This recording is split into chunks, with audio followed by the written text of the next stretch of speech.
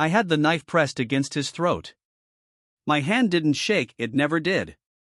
I'd done this 12 times before, and I'd do it 12 more if they gave the order.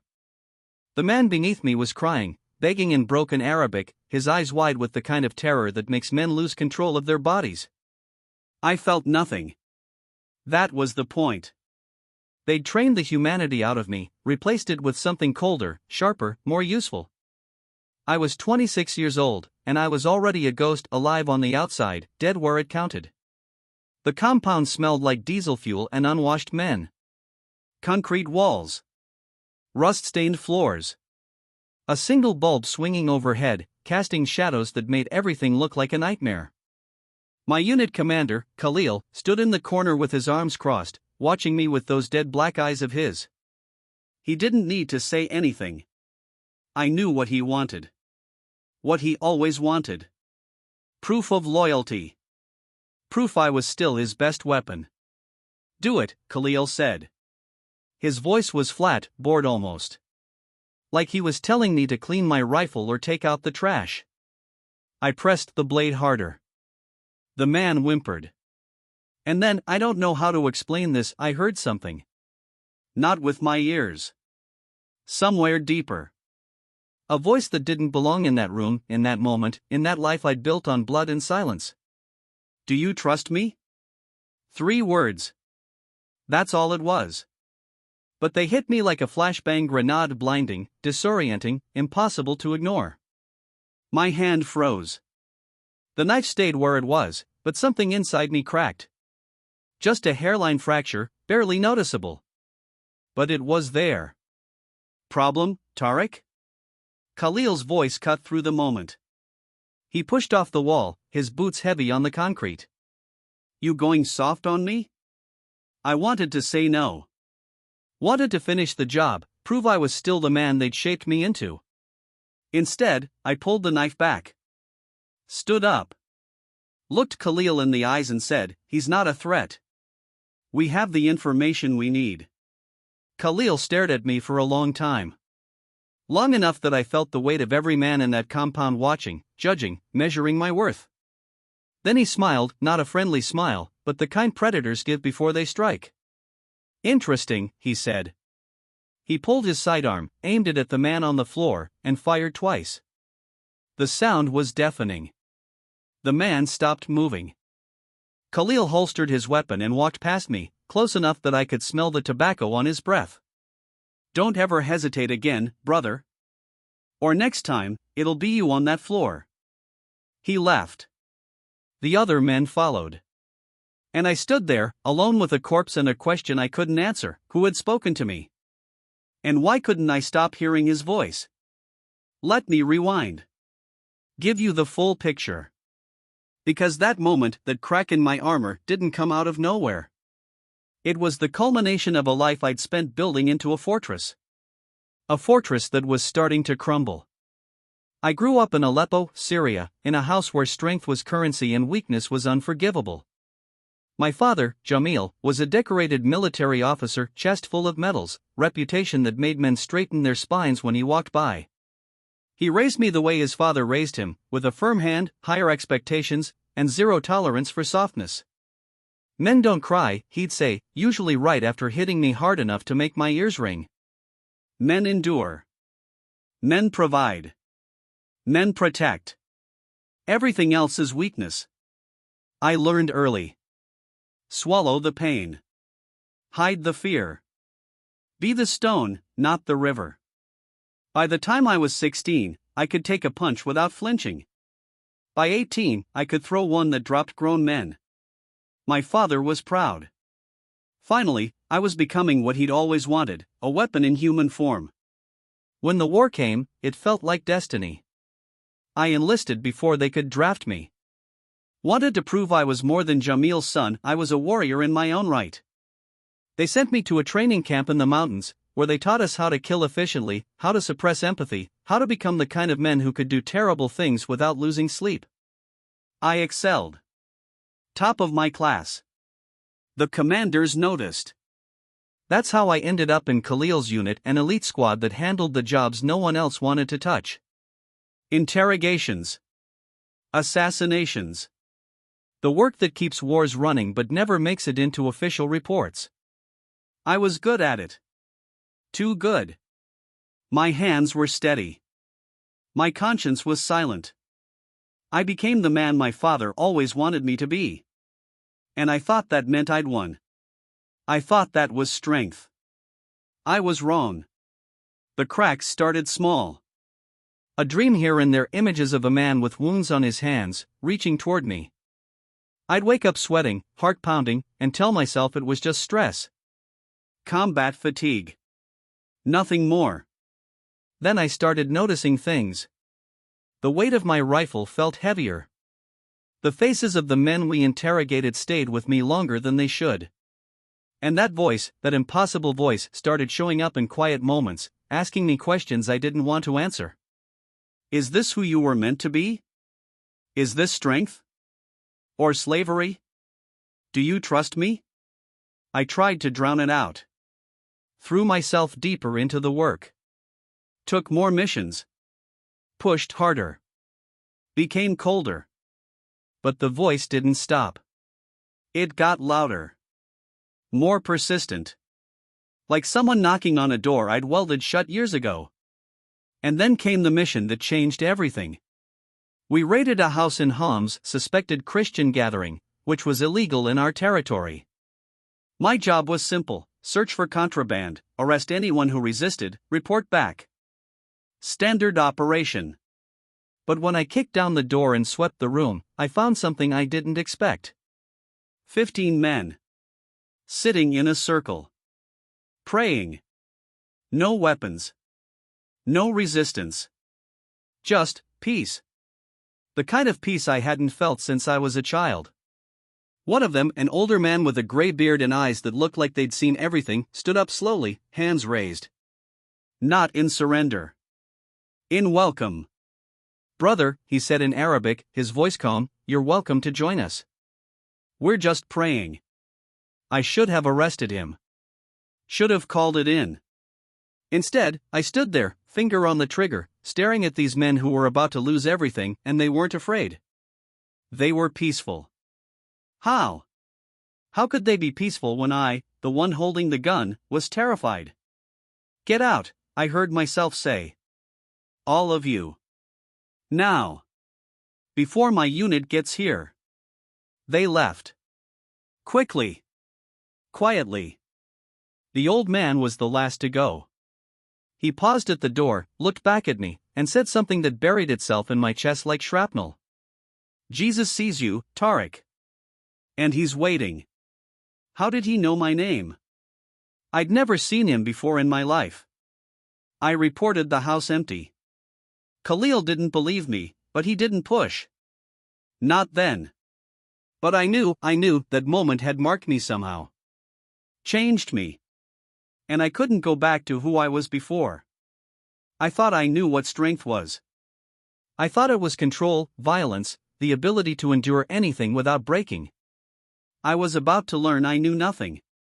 Khalil wasn't the kind of man who forgot. He was the kind who filed things away, stored them in that cold, calculating brain of his, and waited for the perfect moment to use them against you.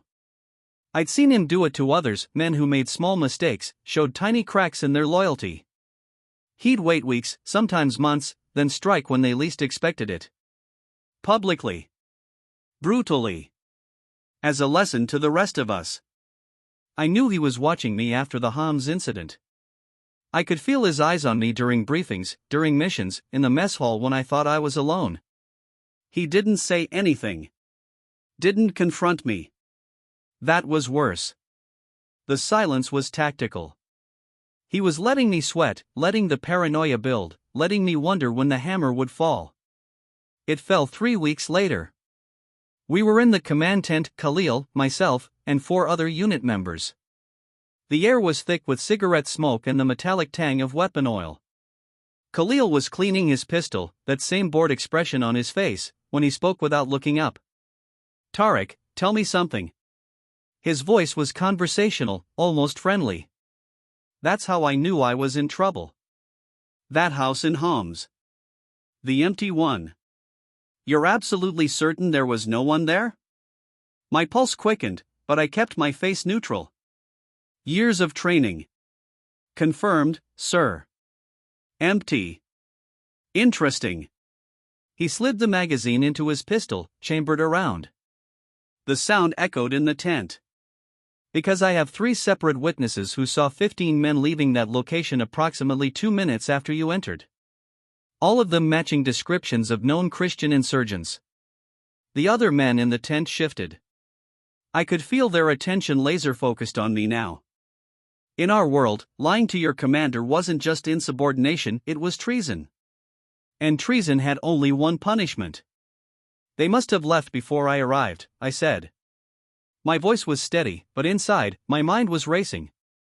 I cleared the building. Found nothing. Khalil finally looked up. Those dead eyes locked onto mine. You're lying to me, brother. The word brother sounded like a threat. He stood, holstered his weapon, and walked around the table until he was directly in front of me. Close enough that I could see the scar on his jaw from a knife fight in Baghdad. Close enough that I knew everyone in that tent was watching to see what happened next. I've known you for 4 years, Tariq, he said quietly. You're the best soldier I've ever trained. Ruthless. Efficient. Loyal.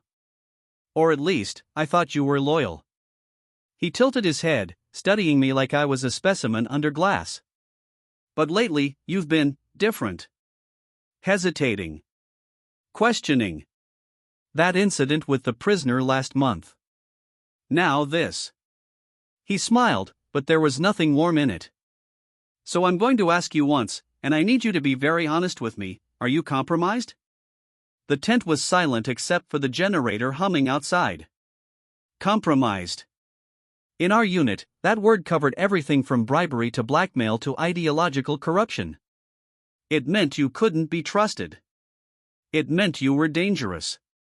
No, sir, I said. I'm not compromised.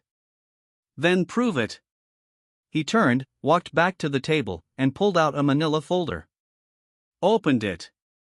Slid a photograph across to me. We found one of those men from the Ham's house. Arrested him this morning. He's in the basement right now. Khalil's eyes bored into mine. I want you to interrogate him. Use whatever methods necessary. Get names, locations, everything. And Tariq? He leaned forward. Don't come back up here until he's broken. Or dead. Whichever comes first. I looked down at the photograph. It was the old man. The one with the gray beard. The one who'd said Jesus was waiting for me.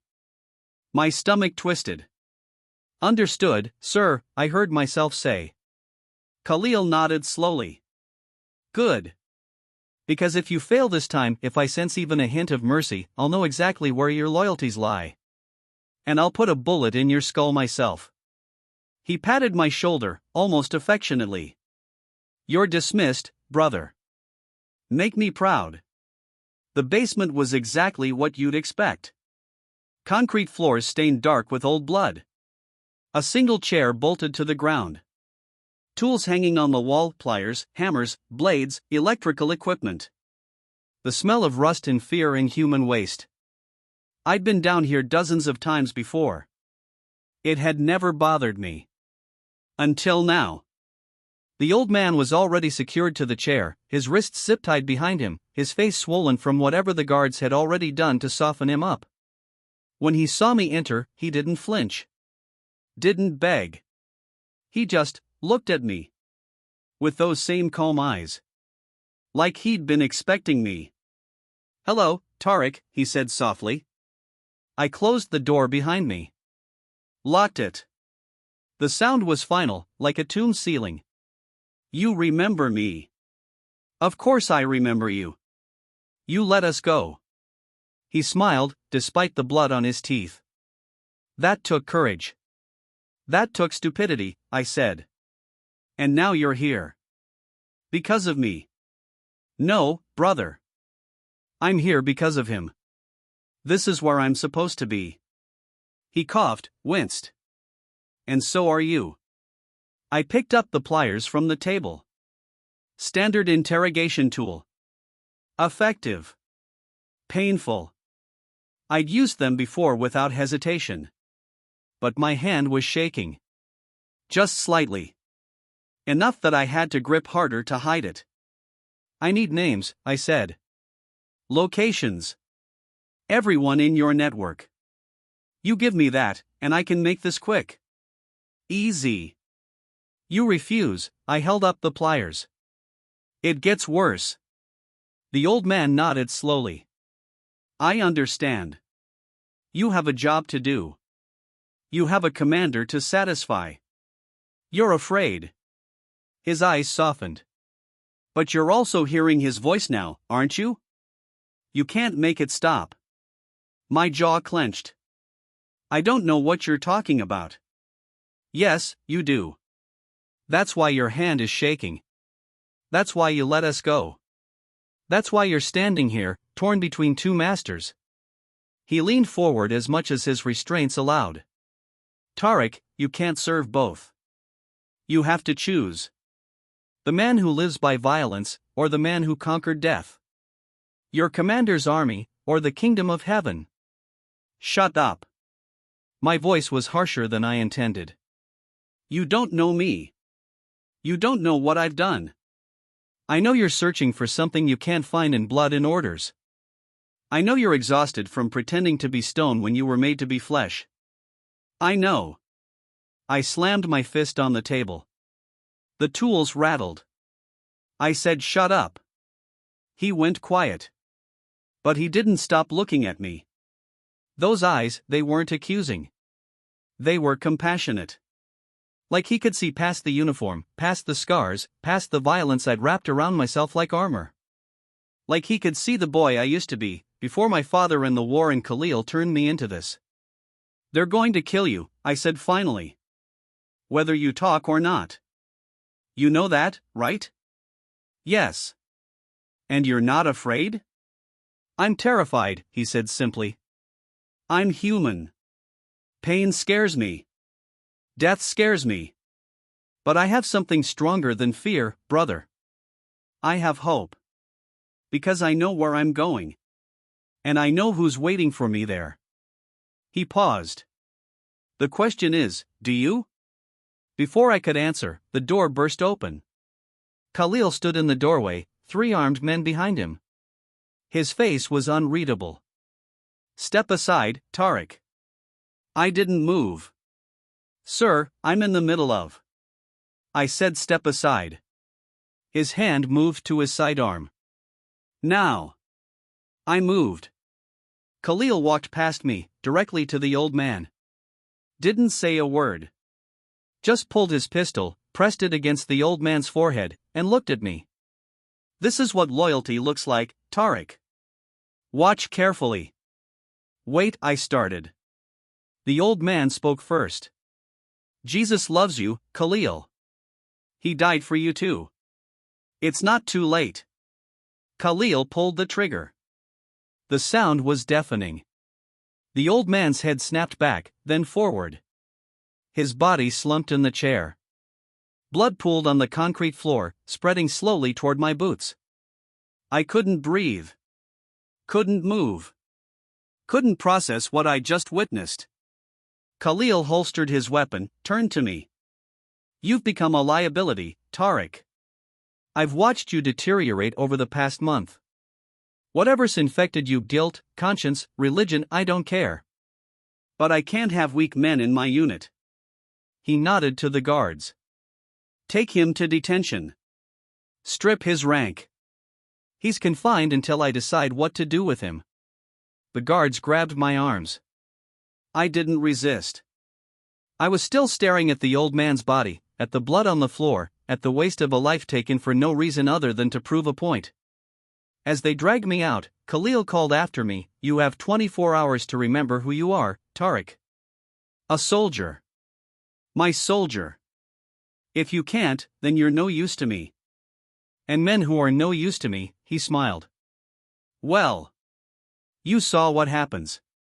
They threw me in a cell. 8 feet by 8 feet. Bare concrete. No windows. A single drain in the corner. The door slammed shut, and I was alone in the dark with nothing but the image of the old man's face, peaceful, even at the end, and that voice that wouldn't stop asking, "Do you trust me?" That was the moment I realized I was about to lose everything. My rank.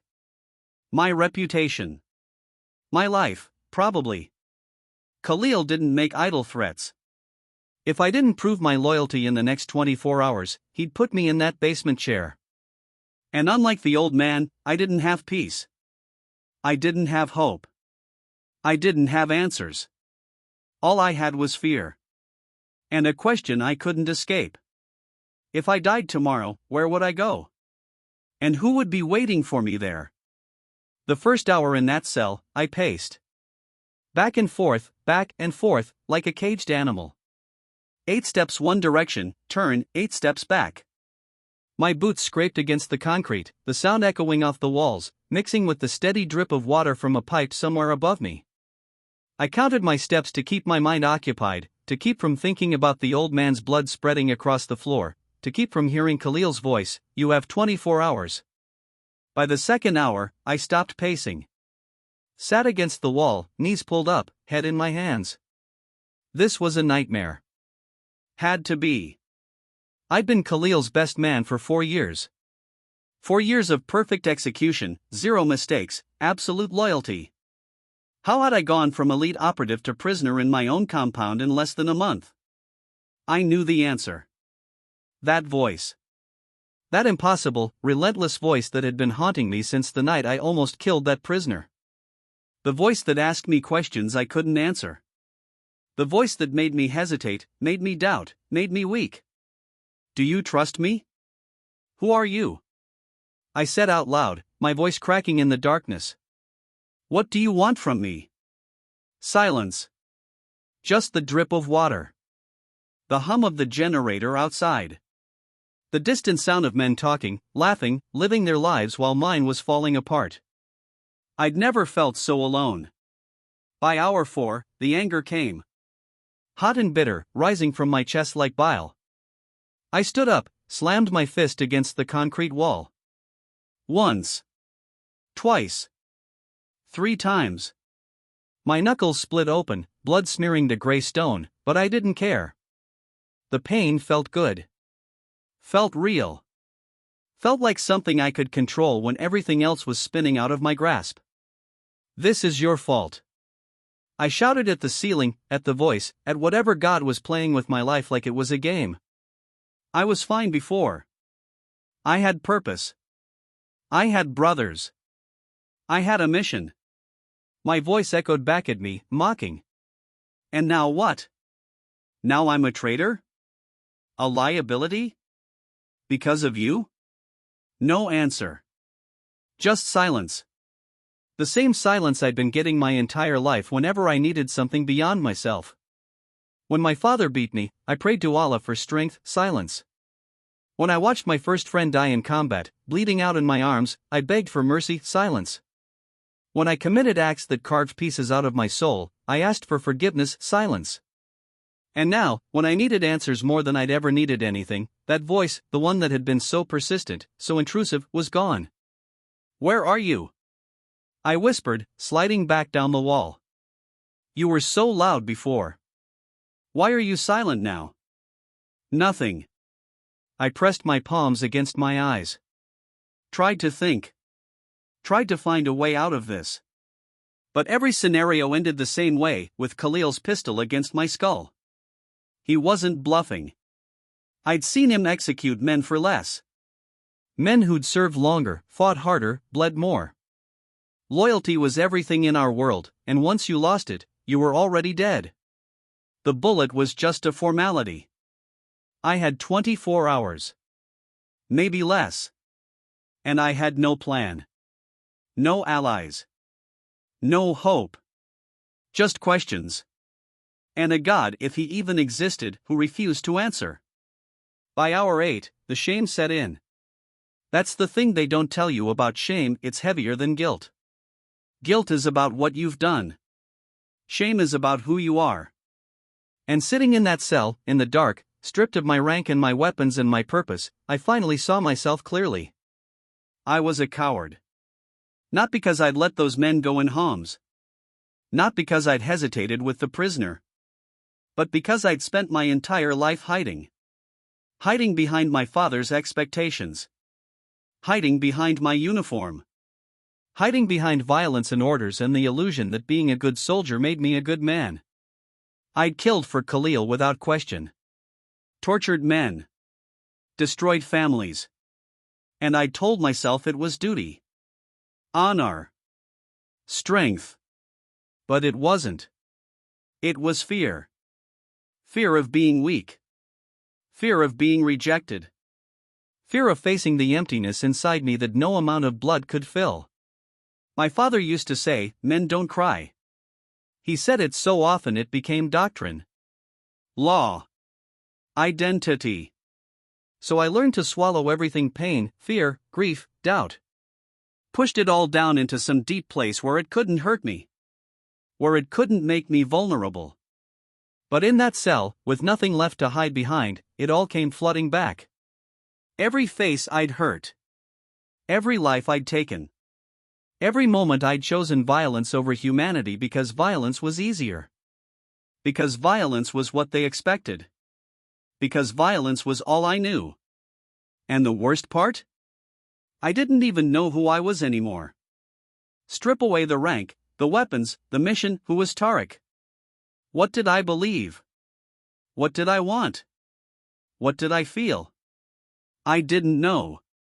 I'd spent so long being what everyone else needed me to be that I'd erased myself completely. Is this strength? I asked the darkness, repeating that voice's question back to it. Or slavery? For the first time in my life, I knew the answer.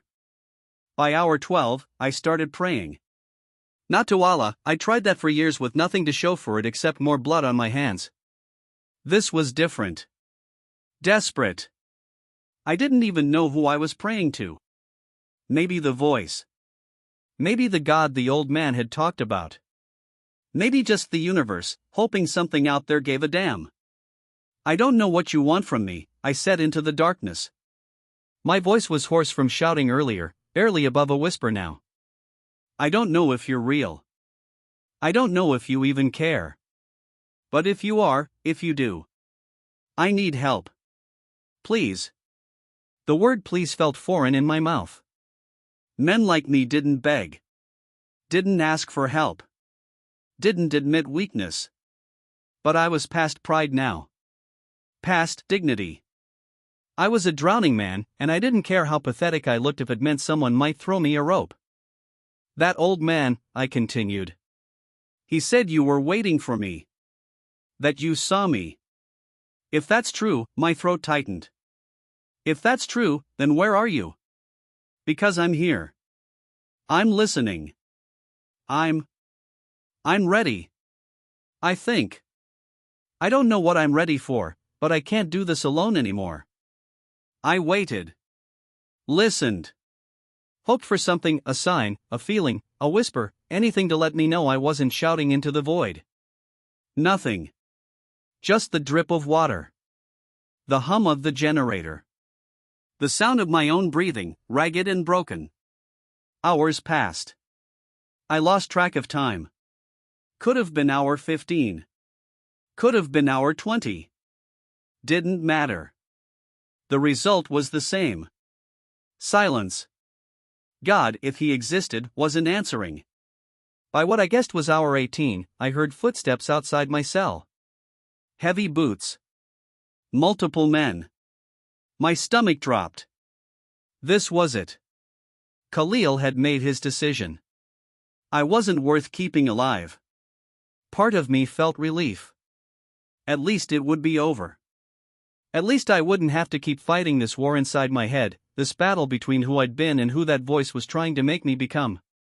The door opened. Bright light flooded in, blinding me. I shielded my eyes, tried to make out the silhouettes. On your feet, Tariq. It wasn't Khalil. It was Rashid, one of the senior guards. We'd served together for 3 years. Not friends, exactly, but we'd shared cigarettes, traded stories, covered each other in firefights. He looked uncomfortable now. Wouldn't meet my eyes. Is it time? I asked. He didn't answer.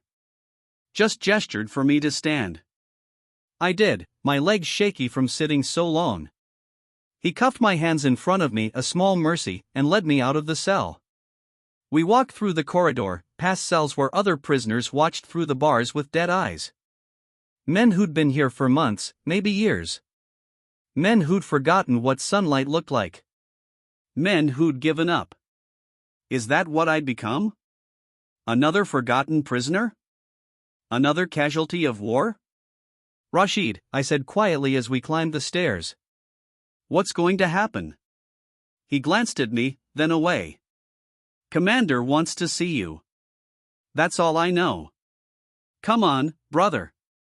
We've bled together. At least tell me, am I walking to my execution? He stopped on the landing. Turned to face me. And for just a second, I saw something in his eyes. Pity? Regret? Honestly, Tariq? I don't know. But, he lowered his voice. Whatever's happened to you, whatever you're going through, I've noticed it too. You're different. Softer. And in this world, soft men don't survive. He put his hand on my shoulder, almost gentle. My advice? Tell the commander whatever he wants to hear. Lie if you have to. Just, survive. Because I don't want to be the one who has to bury you. He meant it kindly. I could tell. But his words just confirmed what I already knew. In this world, there was no room for truth. No room for doubt. No room for whatever transformation was trying to happen inside me. In this world, I had to choose, be the weapon Khalil created, or die. We reached the command level. Rashid knocked on Khalil's door, then pushed me inside and left, closing the door behind me. Khalil sat at his desk, cleaning that same pistol. He didn't look up when I entered. Just kept running the cloth over the barrel, methodical, almost meditative. Sit, he said. I sat in the chair across from him. The same chair where I'd received commendations, mission briefs, promotions. Now it felt like an electric chair. He finally looked up. Studied me. You look terrible, Tariq. Didn't sleep? Hard to sleep when you're waiting to die, sir. He almost smiled. Fair point. He set the pistol down, leaned back. I've been thinking about you. About what to do with you. You're a problem, you see. On one hand, you're incredibly skilled. Trained. Experienced. Wasting that is inefficient. On the other hand, he tilted his head.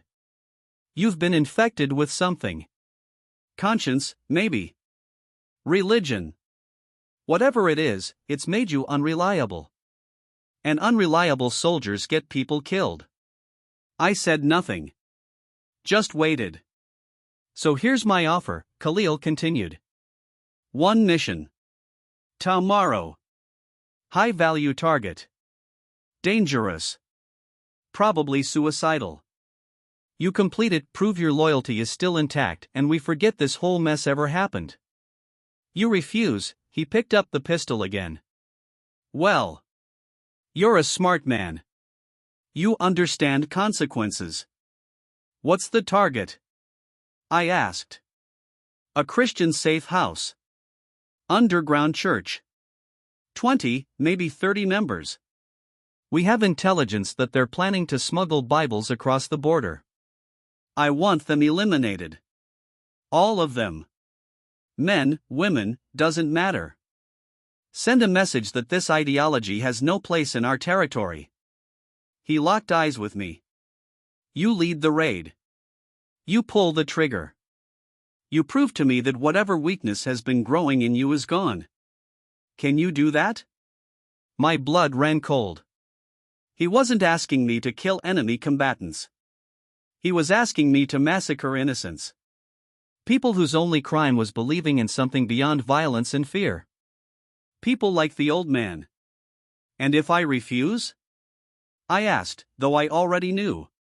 Khalil stood, walked around the desk, and pressed the barrel of his pistol against my forehead. Same position as before. Same cold metal. Same dead eyes. Then I save myself the trouble and end this right now, he said calmly. Your choice, Tariq. Be a warrior. Or be a martyr for a God who doesn't answer prayers. That last part cut deeper than he knew. Because he was right. I'd prayed. I'd begged. I'd opened myself up in that cell, vulnerable and desperate, hoping for something, anything, from this God the old man had died for. And I'd gotten nothing. Just silence. Just abandonment. Just the cold reality that I was alone, I'd always been alone, and no divine intervention was coming to save me. I was a warrior who'd lost his battle. A protector who couldn't protect himself. Not even from my own commander. And I had nowhere left to turn. 24 hours, Khalil said, removing the gun. Mission brief is tomorrow at 0600. Get cleaned up. Get your head straight. And Tariq? He smiled. Don't disappoint me again. Rashid escorted me back to my quarters, not the cell this time, a small mercy, and left me there with a guard posted outside. I sat on my bunk. Stared at the wall. Felt the weight of the choice crushing me from all sides. Kill innocent people and keep my life. Or refuse and die for a God who apparently didn't care enough to answer. Some choice. I was standing at a crossroads.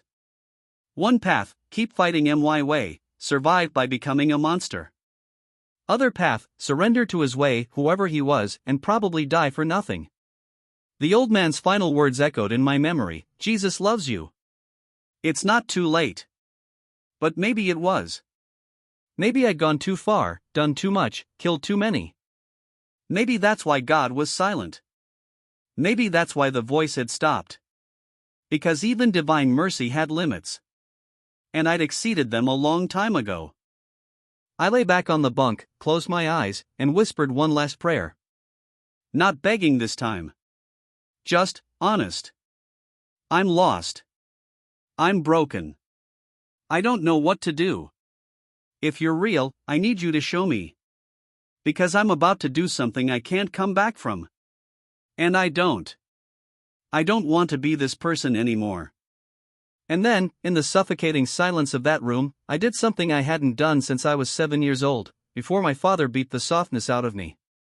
I wept. Not loud. Not dramatic. Just quiet tears rolling down my face, my shoulders shaking, my chest heaving with the weight of 26 years of pain I'd never let myself feel. Real tears. Warrior tears. The tears of a man who'd finally reached the end of himself. And had nowhere left to turn, except up. I didn't sleep that night. How could I? Every time I closed my eyes, I saw faces. The men I'd interrogated. The prisoners I'd executed. The old man slumping forward in that chair, his final words still hanging in the air like smoke. And now, tomorrow, Khalil wanted me to add 20 more faces to that collection. 30, maybe. Men, women, people whose only crime was believing in something I didn't even understand. At 0400, 2 hours before the mission brief, I gave up trying to rest. Sat up, put my boots on, and stared at the small window in my quarters. Dawn was still an hour away, but I could see the first hints of gray creeping across the horizon. My last sunrise, maybe. Either I'd die leading that raid, or I'd refuse and Khalil would put a bullet in me. Either way, the man I'd been, Khalil's perfect weapon, was finished. The question was, who would I become in whatever time I had left? My eyes drifted to the corner of the room, to the small footlocker where I kept my personal belongings. Standard issue stuff, mostly. Spare uniform. Letters from my father, all of them cold, transactional, measuring my worth by my kill count and commendations. A photograph of my unit from 2 years ago, everyone still alive, everyone still believing we were the heroes of this story. But underneath all that, hidden beneath a false bottom I'd installed months ago, was something I'd never told anyone about. A book. I'd found it during a raid last year. Different house, different city, same mission: root out Christian insurgents, confiscate contraband, arrest anyone who resisted. We'd torn the place apart, found their stash of religious materials, and I'd been ordered to burn everything. Bibles, pamphlets, devotional books, all of it. I'd thrown most of it in the fire pit without a second thought. But one book, small, leather-bound, pages worn from use, had fallen out of my hands and landed near my boot. And when I'd bent down to pick it up, I'd seen something written on the inside cover in Arabic. To my son, Tariq. May you find the strength I never had. Love, Father. Different Tariq. Different father. But something about seeing my name, about that word love written in a father's hand, had made me pause. My father had never written that word to me. Not once. Not in 26 years. So I'd pocketed the book. Told myself I'd throw it in the fire later. But I never did. I'd hidden it instead, and for months it had just sat there in my footlocker, unread, like a grenade I was too afraid to pull the pin on. But now, sitting in the pre-dawn darkness with a mission I couldn't complete and a God who wouldn't answer, I pulled out that footlocker.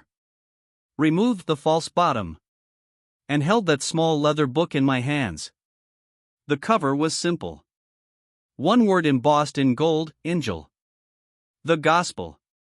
My hands were shaking as I opened it.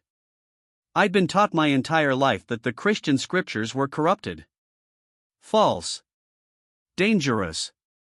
That reading them would poison your mind, lead you away from truth, make you weak. But as I turned those worn pages, as my eyes scanned the Arabic text in the dim light of my quarters, I didn't feel poisoned. I felt seen. I started with the book of Matthew. Didn't know why. Just opened to a random page and began reading.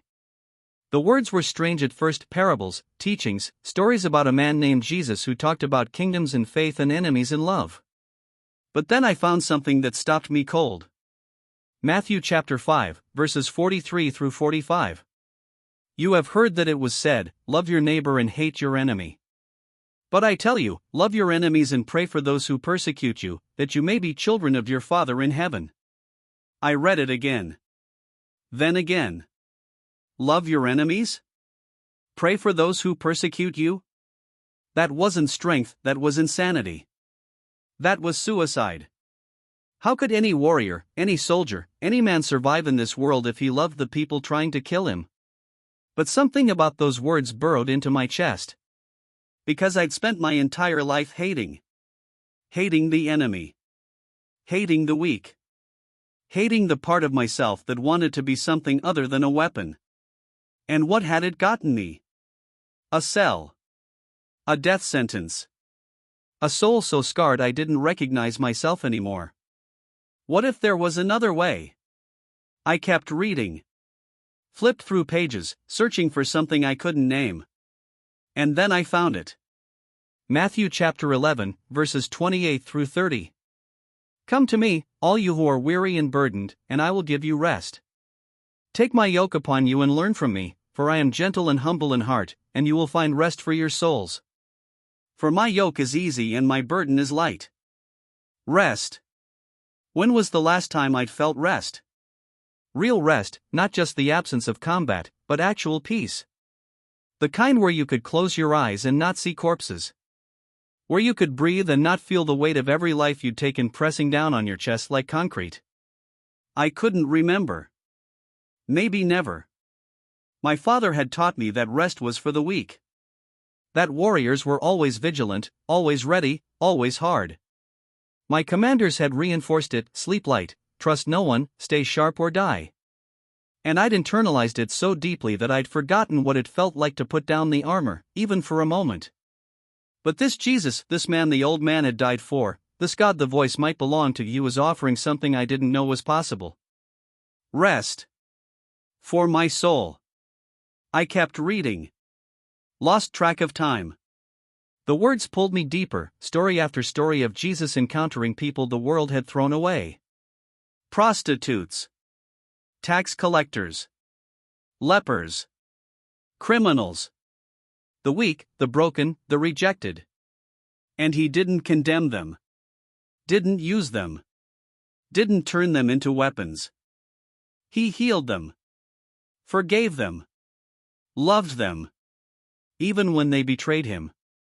Even when they denied him. Even when they killed him. I got to the crucifixion scene, Matthew chapter 27, and had to stop reading. My vision was blurring. Not from exhaustion. From tears I was trying to hold back and failing. They'd beaten him. Mocked him. Stripped him naked and nailed him to wood like an animal. And as he hung there, dying in the most humiliating, agonizing way possible, he looked at the men torturing him and said, "Father, forgive them, for they do not know what they are doing." I closed the book. Set it down on my bunk. Pressed my palms against my eyes and tried to breathe through the tightness in my chest. I knew what torture looked like. I'd done it. I'd perfected it. And I knew that the men holding the hammer, driving the nails, weren't ignorant. They knew exactly what they were doing. They were following orders. Doing their duty. Eliminating a threat. Just like I'd done. Just like Khalil wanted me to do tomorrow. But Jesus hadn't cursed them. Hadn't called down fire from heaven. Hadn't used his last breath to condemn the people killing him. He'd forgiven them. What kind of man does that? What kind of God chooses forgiveness over vengeance, love over violence, sacrifice over survival? The kind my father would have called weak. The kind Khalil would have executed. The kind I'd spent my entire life being trained to destroy. And yet, here I was. Broken. Desperate. Sitting in the darkness with a forbidden book, realizing that maybe, just maybe, everything I'd been taught about strength was a lie. At 0530, there was a knock on my door. Tariq. Mission brief in 30. Commander wants you ready. Copy that, I called back. But I wasn't ready. Not even close. I looked at the book on my bunk. Then at my rifle leaning against the wall. 2 paths. 2 kingdoms. 2 definitions of what it meant to be a man. The rifle promised survival. Power. The ability to control outcomes through force. It was familiar. Safe. Everything I knew. The book promised something else. Something I didn't fully understand but couldn't ignore. Rest. Forgiveness. A love that chose death over compromise. I thought about the old man. The way he'd looked at me with compassion even as I held the tools of his torture. The way he'd spoken about hope even with a gun to his head. The way he'd died, with peace on his face and Jesus' name on his lips. He'd had something I didn't. Something Khalil didn't. Something my father, for all his medals and strength and reputation, had never possessed. Freedom. He'd been the prisoner. But I was the one in chains. I picked up the book again. Flipped to a passage I'd marked earlier. John chapter 8, verse 32. Then you will know the truth, and the truth will set you free. Truth. What was truth? I'd been taught that truth was power, victory, survival of the strongest. But this Jesus claimed truth was something different. Something that liberated rather than conquered. Something that died rather than killed. Could that be real? Could there actually be a kingdom where the last became first, where the weak inherited the earth, where dying for others was considered victory? It sounded insane. It sounded impossible. It sounded like exactly what I'd been searching for my entire life without knowing it. There was another knock. More insistent this time. Tariq. Now. I stood. Tucked the book into my jacket, close to my chest. Right over my heart. Then I picked up my rifle, checked the magazine out of habit, and walked toward the door. But before I opened it, I did something I'd never done before a mission. I prayed. Not to Allah this time. Not to the universe. To the man in the book. The one who'd forgiven his executioners. The one who'd promised rest to the weary. Jesus, I whispered, testing the name on my tongue. It felt foreign. Dangerous. Like speaking a spell that might change everything. I don't know if you're real. I don't know if you can hear me. But that old man, he believed in you. He died believing in you. And my voice cracked. I can't do this anymore. I can't be Khalil's weapon. I can't kill people for believing what you taught. So if you're there, if you're listening, I need you to show me. Give me a sign. Tell me what to do. Because I'm standing at a crossroads, and I don't know which way to go. I waited. Listened. And this time, for the first time since that voice had started haunting me, I heard something. Not audible. Not dramatic. Just a whisper in my spirit, gentle but unmistakable. Trust me. And I'll show you what real strength is. My eyes snapped open. My heart was pounding. Was that real?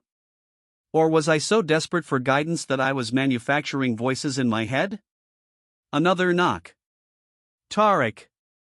I opened the door. Rashid stood there, looking nervous. Commander's waiting. You need to move.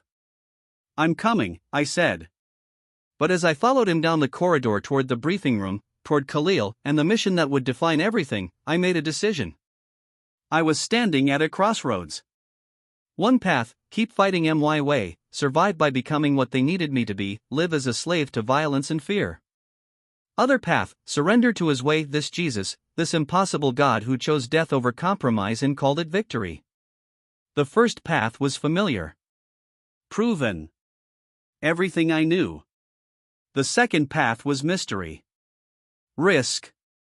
Probably suicide.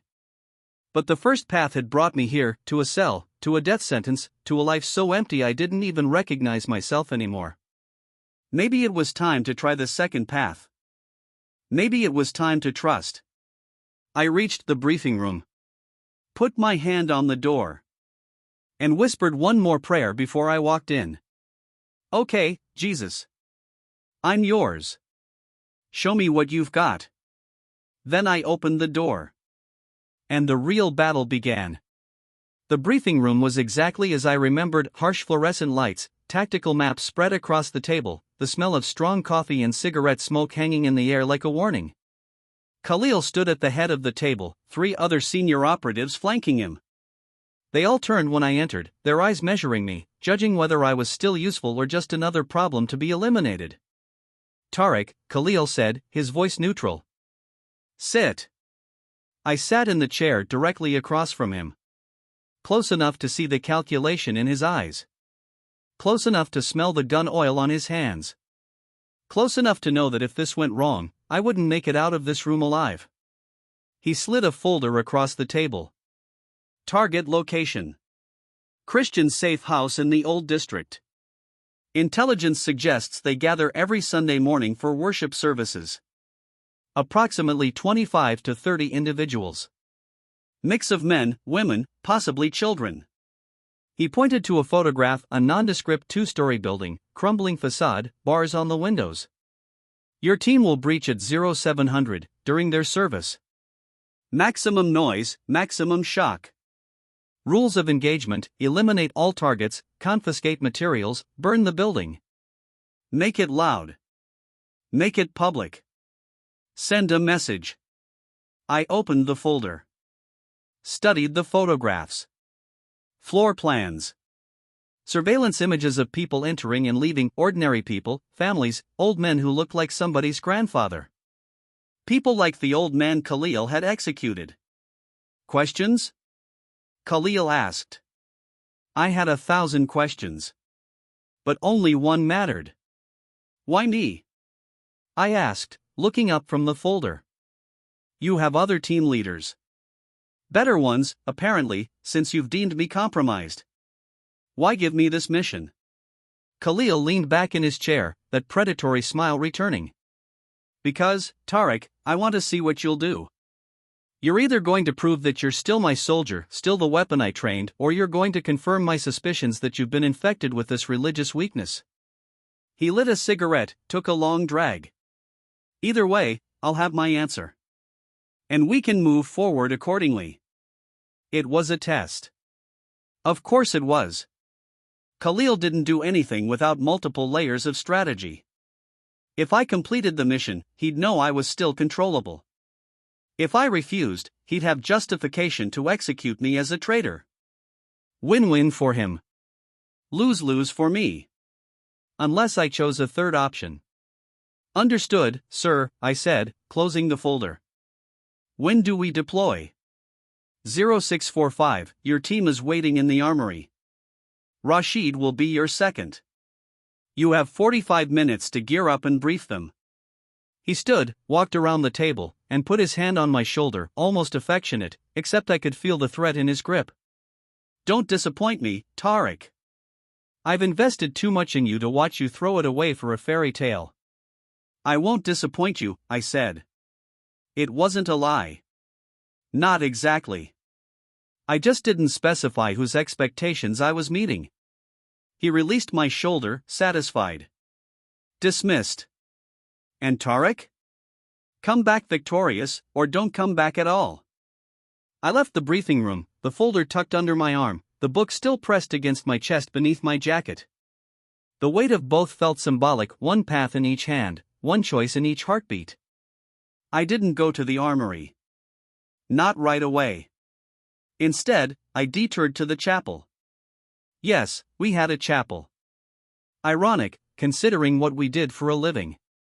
But it was technically a mosque, a small room with prayer rugs and a mirror indicating the direction of Mecca. Most of the men ignored it. Prayer was for the weak, for the old, for people who needed comfort. Warriors didn't need comfort. We created discomfort for others. But I needed somewhere quiet. Somewhere I could think before I made the most important decision of my life. I entered the empty room, closed the door behind me, and stood in the center of the space. Dawnlight was starting to filter through the small window, painting everything in shades of gray and gold. I'd been in this room 100 times before, gone through the motions of prayer because it was expected, recited words that meant nothing because they were just ritual. But this time was different. I pulled the book from my jacket. Set it on the floor in front of me. Then I knelt, not facing Mecca, but facing that small leather-bound gospel, that forbidden text that had somehow become my lifeline. Jesus, I said, my voice barely above a whisper. I don't know how to do this. I don't know the prayers. I don't know the rituals. I don't even know if you're real, or if I'm losing my mind. I looked down at my hands, scarred, calloused, stained with blood that no amount of washing could remove. But I need you to be real. Because I can't do what they're asking me to do. I can't kill innocent people just to prove I'm still a good weapon. I can't. My voice broke. I pressed my forehead to the floor, the way I'd done in Islamic prayer 1,000 times before, but this time the gesture wasn't empty. It was surrender. Complete, total, terrifying surrender. I'm yours, I whispered. Whatever that means, whatever it costs, I'm yours. Just, please. Show me what to do. Show me how to be strong in your way, not theirs. Because I'm about to lose everything, and I need to know it's for something real. Silence. I stayed there, forehead pressed to the ground, barely breathing. Waiting. Hoping. Begging for some sign that I wasn't making the biggest mistake of my life. And then. The temperature in the room changed. I don't know how else to describe it. One moment, the air was normal, cool, still, empty. The next moment, it felt charged. Like the moment before lightning strikes. Like the atmosphere itself was holding its breath. I lifted my head slowly. And I saw him. He stood in the corner of the chapel. I don't know how he got there, the door was still closed, I would have heard it open. But he was there. Solid. Real. More real than anything I'd ever seen in my life. He wasn't what I expected. I'd grown up seeing paintings of Jesus' pale skin, soft features, gentle eyes, weak. The kind of man my father would have despised. The kind of man Khalil would have broken in half without effort. But this Jesus, the one standing in my chapel, was nothing like those paintings. He was built like a laborer. Broad shoulders. Calloused hands. Skin weathered by sun and wind and work. His eyes weren't gentle, they were intense. Like fire.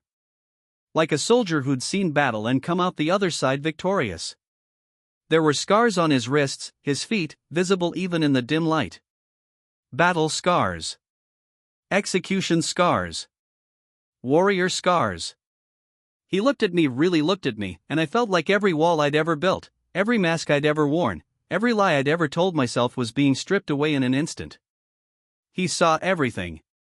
Every kill. Every torture session.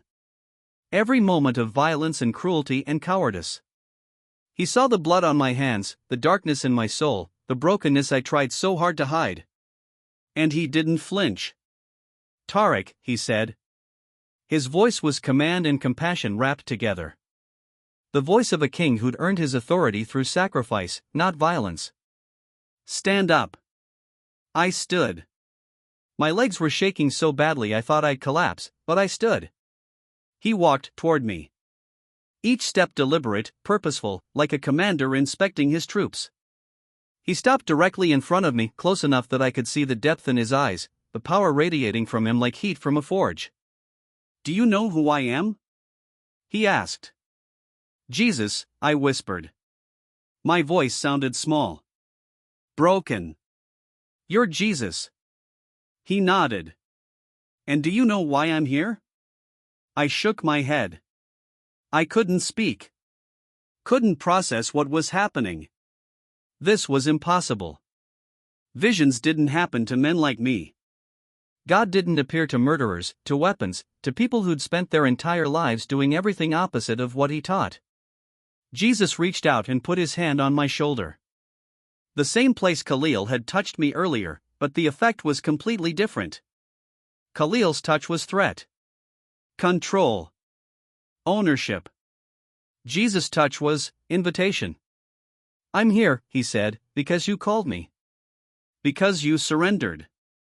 Because you finally stopped trying to be strong enough on your own and admitted you needed something beyond yourself." His grip tightened slightly, not painful, but firm. Anchoring. "I've been pursuing you for months, Tariq." "That voice you've been hearing?" That was me. That restlessness, that conviction, that growing awareness that the life you were living was death? All me. I've been knocking on the door of your heart since the moment you held that knife and couldn't bring yourself to kill that man. Tears were streaming down my face now. I didn't try to stop them. Couldn't have if I wanted to. But, why? I asked. Why me? Do you know what I've done? The people I've killed? The lives I've destroyed? I looked down at my hands, at the scars and blood and brokenness. I'm not good. I'm not worth saving. You're mine, Jesus interrupted, his voice firm. That's all that matters. Not your past. Not your sins. Not the things you've done or failed to do.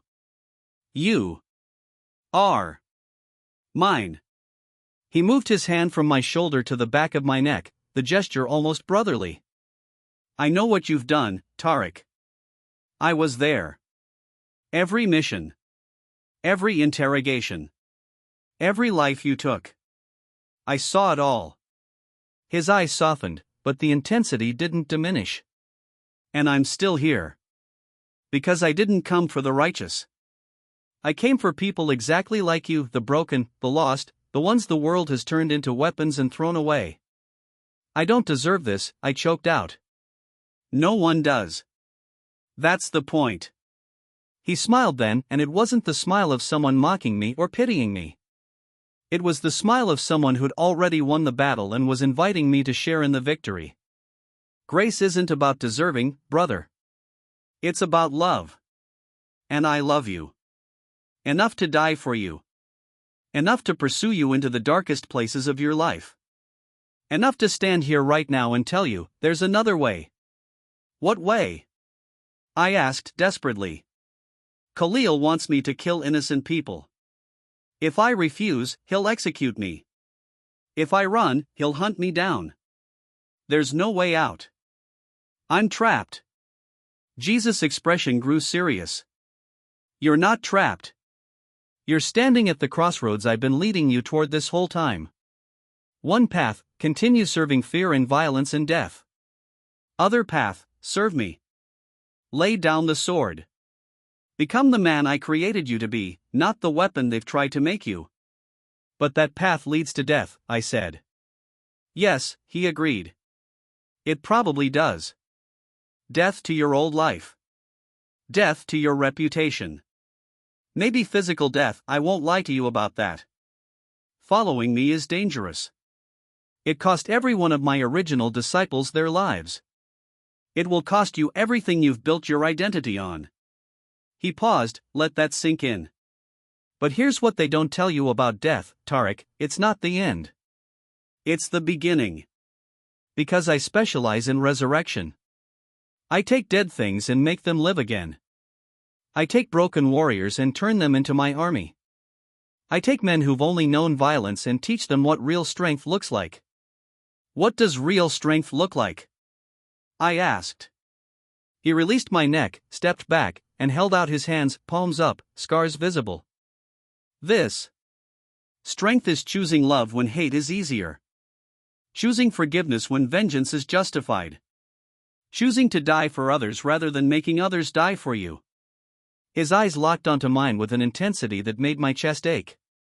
You've been trained to believe that strength is domination. Control. The ability to inflict pain without feeling it yourself. But that's not strength, brother. That's numbness. That's death. Real strength is feeling everything, the pain, the fear, the grief, the love, and choosing compassion anyway. Real strength is being willing to break so others can be made whole. I thought about the old man. How he'd been peaceful even as they tortured him. How he'd offered forgiveness even as they executed him. I'd thought he was weak. But maybe I'd been wrong about everything. I want that, I whispered. I want to be strong in your way. I want to be free. I want, my voice cracked. I want to stop being afraid all the time. Afraid of being weak, afraid of being rejected, afraid of feeling anything real. Jesus stepped forward again, and this time he pulled me into an embrace. A real one. The kind my father had never given me. The kind warriors didn't give each other because it was too vulnerable, too soft, too dangerous. And I broke. Completely. Utterly. I collapsed against him, sobbing like a child, 26 years of suppressed emotion pouring out in heaving, gasping waves. I cried for the boy I'd been before the violence started. I cried for the men I'd killed. I cried for the old man who'd died believing in this Jesus who was holding me now. I cried for every moment I'd swallowed my humanity and pretended it made me strong. And Jesus held me through all of it. Didn't tell me to stop. Didn't shame me for breaking. Just held me, steady and solid, like an anchor in a storm I'd been drowning in for decades. These are warrior tears, he whispered as I wept. The tears of a man who's finally brave enough to feel. Don't ever be ashamed of them. We stayed like that, I don't know how long. Could have been minutes. Could have been hours. Time felt different in his presence, slower and faster simultaneously. Finally, when the tears subsided and I could breathe again, he pulled back slightly, his hands on my shoulders, looking me in the eyes. Now listen carefully, he said, his voice taking on that commanding tone again. In a few minutes, you're going to walk out of this room. You're going to face Khalil and his mission and a choice that will define the rest of your life. He squeezed my shoulders. I'm not going to tell you what to do. Free will is a gift I gave humanity, and I won't take it back. But I will tell you this, whatever you choose, whatever happens next, I'm with you. In the prison cell, in the execution, in the escape, in the resurrection, I'm there. You're not alone anymore. You will never be alone again. What if I'm not strong enough? I asked. He smiled. You're not. That's the point. Your strength gave out months ago, that's why you're here. But my strength? He released my shoulders and tapped my chest, right over my heart. My strength is made perfect in your weakness. When you're at your weakest, when you have nothing left to give, when you're completely broken and dependent on me, that's when my power flows through you most clearly. So stop trying to be strong enough, Tariq. Just be mine. And let me be your strength. The room was starting to brighten, dawn was fully breaking now. I could hear sounds from the compound, men waking up, preparing for the day, for the mission, for business as usual. Jesus walked toward the door, then turned back one more time. You were made for battle, he said. But not this battle. Not violence for violence's sake, not killing to prove loyalty, not serving fear disguised as honor. You were made to fight for souls. To protect the weak. To stand between the oppressor and the oppressed and say no more. To be a warrior for my kingdom, where love conquers hate and sacrifice defeats death and the last become first. His eyes blazed with that fire again. Come. Fight for me. And I'll show you what true strength is. Then he was gone. Not dramatically, no flash of light, no thunder, no theatrical exit. One moment he was there. The next, I was alone in the chapel with dawn light streaming through the window and the book still on the floor where I'd set it. But everything had changed. I picked up the book, tucked it back in my jacket, and walked toward the door, my heart pounding but my mind clear for the first time in months. I knew what I had to do. It would cost me everything. But I'd gained a king worth dying for. And that made all the difference. The armory was exactly where I'd left it, rows of weapons hanging on the walls like instruments of worship, the smell of gun oil and ammunition thick in the air. Rashid and 3 other operatives were already there, checking their gear, running through pre-mission protocols with the mechanical efficiency of men who'd done this 100 times before. They looked up when I entered. Rashid's expression was cautious, questioning. The others were harder to read, a mix of curiosity and suspicion. Everyone in the compound knew I'd been detained. Everyone knew Khalil had questioned my loyalty. And now here I was, back in command, leading a mission that would either restore my reputation or confirm my death sentence. Tariq, Rashid said, nodding toward the tactical vest he'd laid out for me. We're almost ready. Just waiting on your brief. I walked to the center of the room. Looked at each man individually. These were my brothers, in the only way I'd known brotherhood, shared violence, shared risk, shared purpose. We'd bled together. Killed together. Trusted each other with our lives in situations where hesitation meant death. And I was about to betray every expectation they had of me. Change of plans, I said.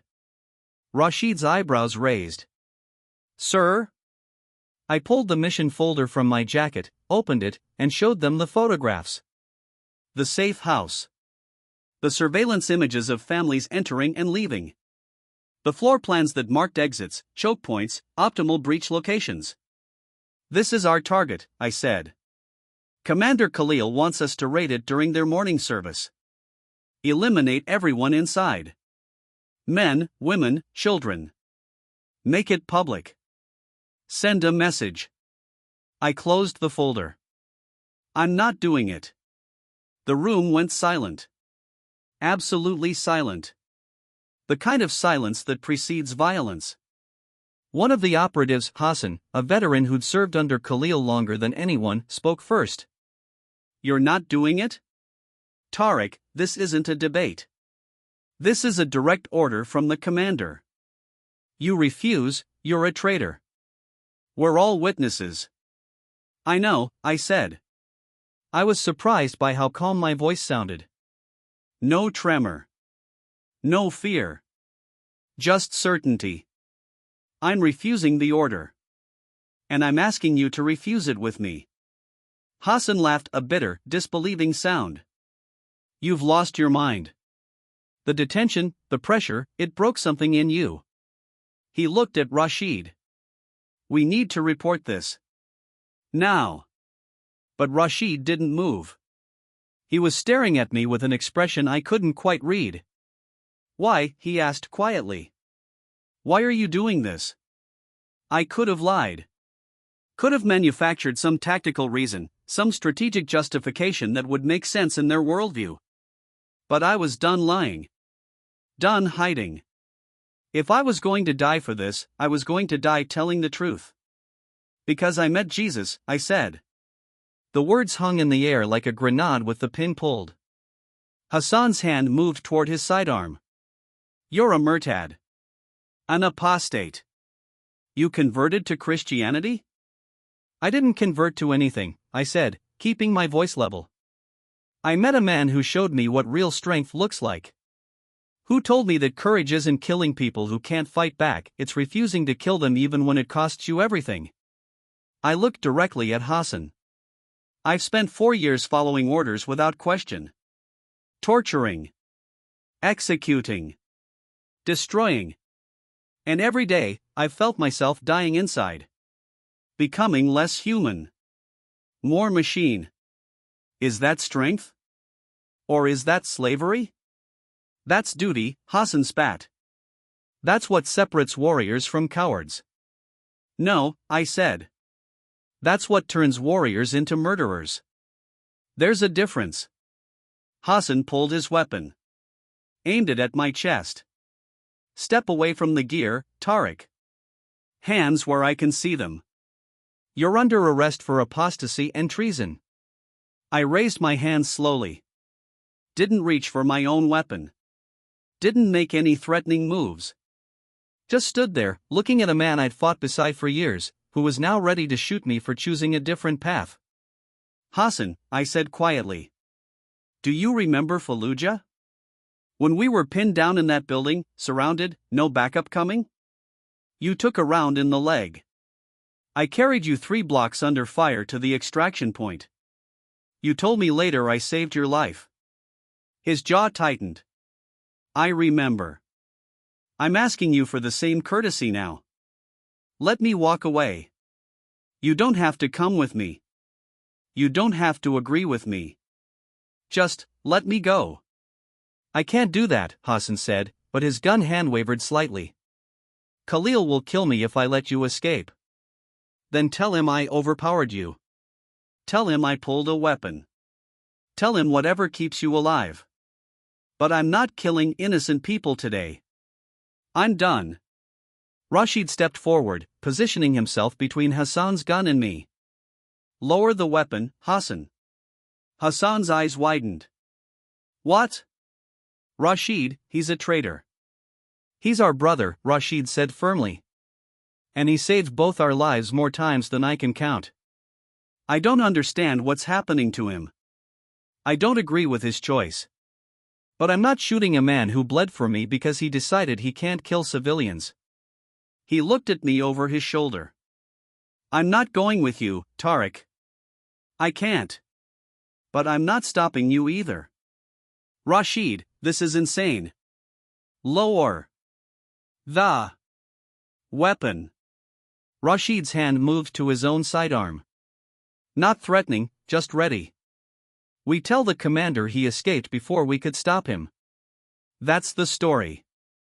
Everyone agree? The other 2 operatives exchanged glances. Then, slowly, they nodded. Maybe it was respect for my past service. Maybe it was their own buried doubts about the missions we ran. Maybe they just didn't want to be the ones who executed a former brother. Whatever the reason, they were giving me a chance. Hassan was the last to lower his weapon. He looked at me with something between pity and disgust. You're a dead man, Tariq. You know that, right?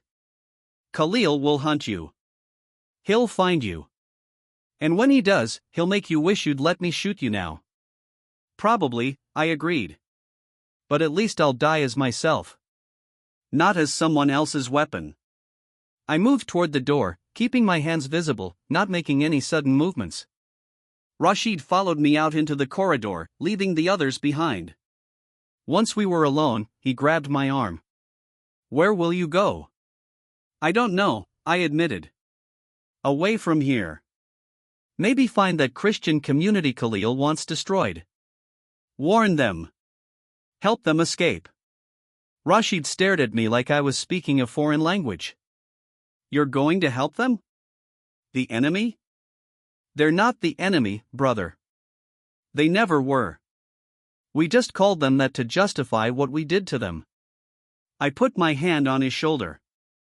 I know you don't understand. I didn't either, until I trailed off. How could I explain what had happened in that chapel? The encounter, the presence, the complete transformation of everything I thought I knew about strength and courage and truth? Until what? Rashid pressed. Until I realized I was fighting for the wrong kingdom, I said simply. Rashid released my arm, stepped back. There was sadness in his eyes now. I hope you find what you're looking for, Tariq. I really do.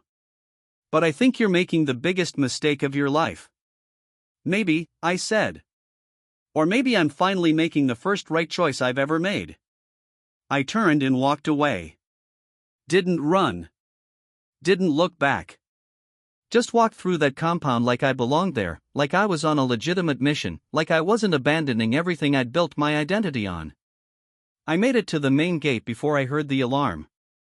The sirens started wailing, 3 short bursts, the signal for lockdown. Someone had reported me. Hassan, probably, or maybe Khalil had cameras I didn't know about. Either way, I had maybe 60 seconds before the entire compound mobilized to stop me. The guards at the gate were confused, looking around for the threat, hands on their weapons but not sure what they were looking for. I walked up to them with confidence, like I was supposed to be there. Stand aside, I ordered. Commander's business. Sir, we have a lockdown order. Which is why I need to leave. External surveillance. I'll be back in an hour. I didn't give them time to question it. Just kept walking, kept projecting authority, kept praying that Jesus wasn't kidding when he said he'd be with me. One guard reached for his radio. The other stepped in front of the gate. And then I heard Khalil's voice over the compound loudspeaker, cold and clear. All personnel, this is Commander Khalil. Tariq al-Mansour is a traitor and apostate. He is attempting to flee the compound and warn our enemies. Shoot to kill. I repeat, shoot to kill. 50,000 to whoever brings me his body. The guards' weapons came up instantly, aimed at my chest. I slowly raised my hands. Brothers, you don't want to do this. On the ground. Now, the first guard shouted. I knelt. Put my hands behind my head. Felt the cold reality of my situation settling over me like ice water. I'd made it maybe 300 meters. That was it. That was my grand escape, my bold stand for faith, 300 meters before I was face down in the dirt with rifles pointed at my spine. Jesus, I prayed silently. I did what you asked. I chose you. I refused the mission. I'm trying to save those people. But I'm out of options here. If this is where my story ends, if this is my cross to carry, then okay. I accept it. Just, please let it mean something. The guard's radio crackled. Khalil's voice, bring him to the central courtyard. I want everyone to watch this. They hauled me to my feet, weapons digging into my back, and marched me toward the center of the compound. Other men were emerging from barracks, from the mess hall, from training areas, drawn by the sirens and the announcement and the promise of a public execution. By the time we reached the courtyard, there were 50 men forming a circle, watching, waiting to see what happened when someone betrayed Khalil. Khalil himself stood in the center of the circle, arms crossed, that predatory smile on his face. He looked almost pleased, like this had been his plan all along, like I'd played exactly into his hands. Kneel, he commanded. The guards forced me down. The gravel bit into my knees through my pants. Khalil walked in a slow circle around me, making sure every man present had a clear view. This, he announced to the assembled men, is what happens to traitors. Tariq was once my best soldier. Efficient. Ruthless. Loyal. I invested years in his training, his development, his success. He stopped directly in front of me. And then he discovered religion. Christianity, to be specific. And it made him weak. Made him question orders. Made him refuse to do his duty. He pulled his sidearm, checked the magazine. Weakness is a cancer in a unit like ours. It spreads, infects, destroys. So we cut it out. Quickly. Publicly. As a reminder to everyone else, there is no room for conscience in this work. There is only the mission. Only obedience. Only strength. He pressed the barrel of his pistol against my forehead. The metal was cold. Final. Any last words, Tariq? He asked. Maybe a prayer to your new God? See if he saves you? I looked up at him. And I felt something strange, not fear, but peace. The same peace I'd seen on the old man's face right before Khalil killed him. The peace that passes understanding, just like the book had promised.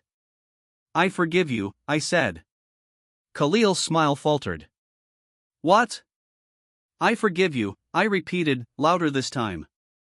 For what you're about to do. For what you made me do. For what you've done to all of us, turning us into weapons, killing our humanity, making us believe violence is strength. My voice was steady. Clear. I forgive you. And Jesus forgives you too. It's not too late, Khalil. Even now, you can. He struck me across the face with the pistol. Pain exploded through my jaw, blood filling my mouth. I spat it onto the gravel. You don't get to preach to me, Khalil hissed. You don't get to judge me. You're the traitor. You're the apostate. You're the one who abandoned your brothers for a fairy tale. I didn't abandon them, I said, wiping blood from my mouth. I'm trying to save them. Trying to show them there's another way. That we don't have to be this. I looked around the circle of men, met as many eyes as I could. Brothers, listen to me. This life, this violence, this fear, this loyalty to men who use us like tools, it's killing you. Maybe not your bodies, not yet, but your souls. Every mission, every kill, every time you swallow your conscience and pretend it makes you strong, you die a little more inside. I know. Because that's what was happening to me. Until I met Jesus. Until he showed me. Khalil kicked me in the ribs. Hard. I collapsed forward, gasping, trying to breathe through the pain. Enough, Khalil said. He raised his weapon again, aimed at the back of my head. You chose your path, Tariq. Now face the consequences. I closed my eyes. Thought about the old man. About the book in my jacket. About Jesus standing in that chapel, holding me as I broke, promising I'd never be alone again. I'm ready, I prayed. If this is my end, I'm ready. Thank you for showing me the truth. Thank you for setting me free. I'm yours. Khalil pulled the trigger. Click. Nothing. He pulled again. Click. Again. Click. A murmur went through the assembled men. Khalil stared at his weapon, confusion and rage warring on his face. He ejected the magazine, checked it, fully loaded. Chambered a new round. Aimed at me again. Click. Click. Click. 5 times. 5 rounds. 5 misfires. Statistically impossible. Mechanically impossible. That weapon had been working perfectly 5 minutes ago. I'd seen Khalil use it in the briefing room. But now, with the barrel aimed at my head, it refused to fire. Khalil lowered the weapon slowly. His hand was shaking, the first time I'd ever seen him show any crack in his absolute confidence. He looked at me with something I'd never seen in his eyes before. Fear. What are you? He whispered. I got to my knees, then to my feet. My ribs screamed in protest, but I stood anyway, facing him, facing all of them. I'm a soldier of Christ, I said. And you can shoot me if you want. You can beat me. Torture me. Kill me. But you can't make me deny my king. Because he's already died for me. And now I'm willing to die for him. The compound was absolutely silent. 50 men, hardened killers, staring at a weapon that wouldn't fire and a man who should be dead but wasn't. Khalil's face twisted with rage. Someone give me their weapon. Now. 3 men stepped forward, offering their pistols. Khalil grabbed the closest one, aimed it at me. And the compound's main wall exploded. Not metaphorically. Literally exploded. A massive section of the concrete barrier blew inward in a cloud of dust and debris and chaos. Through the smoke, I saw vehicles, civilian trucks, modified with armor plating. The Christian underground.